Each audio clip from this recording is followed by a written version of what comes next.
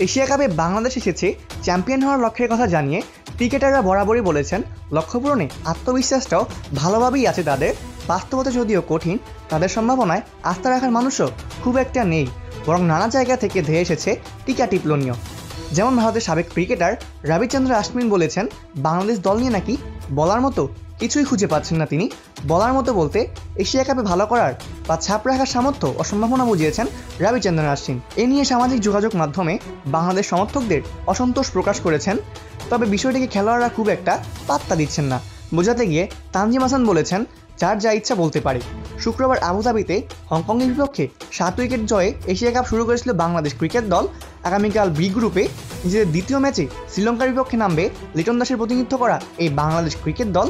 এই ম্যাচের আগে দলের প্রতিনিধি হয়ে সংবাদ সম্মেলন করতে এসেছিলেন তানজিম হাসান সাকিব এবং তার কাছে জানতে চাওয়া হয়েছিল রবিচন্দ্রন অশ্বিনের মন্তব্য নিয়ে। অশ্বিন বৃহস্পতিবারে নিজের ইউটিউব চ্যানেলে এশিয়া কাপের দলগুলো নিয়ে বিশ্লেষণ করতে এক পর্যায়ে বাংলাদেশ দল প্রসঙ্গে বলেন, বাংলাদেশ নিয়ে কি বলবো সেটাই তো জানি না। বলিং কিছুটা সামর্থ্য আছে, কিন্তু ব্যাটিংয়ে লিটন দাস ছাড়া কোনো ক্লাস দেখছি না। অশ্বিনের কথা জবাবে পাত্তা দেওয়ার ভঙ্গিতে তানজিম বলেন, আপনি কারো মুখ আটকাতে পারবেন না, আমারও মুখ আছে, আমি যা ইচ্ছা তাই বলতে পারবো।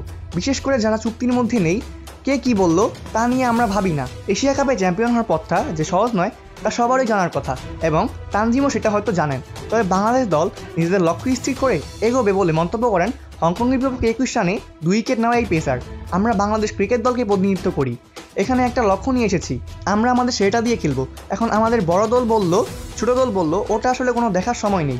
বাংলাদেশ দলের আগামীকালের প্রতিপক্ষ শ্রীলঙ্কাকে নিয়ে সমর্থকদের মধ্যে বাড়তি এক ধরনের উত্তেজনা আছে, সেটা গত কয়েক বছর ধরেই দেখা যাচ্ছে।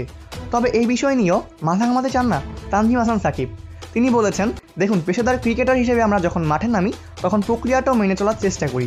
সমর্থকদের পাগলামি থাকবে, তারা আবেগপ্রবণ হবে, কিন্তু পেশাদার ক্রিকেটার হিসেবে আমি যদি আবেগপ্রবণ হই তাহলে তো হবে না। অপূর্ব দাস, প্লেবাস নিউজ।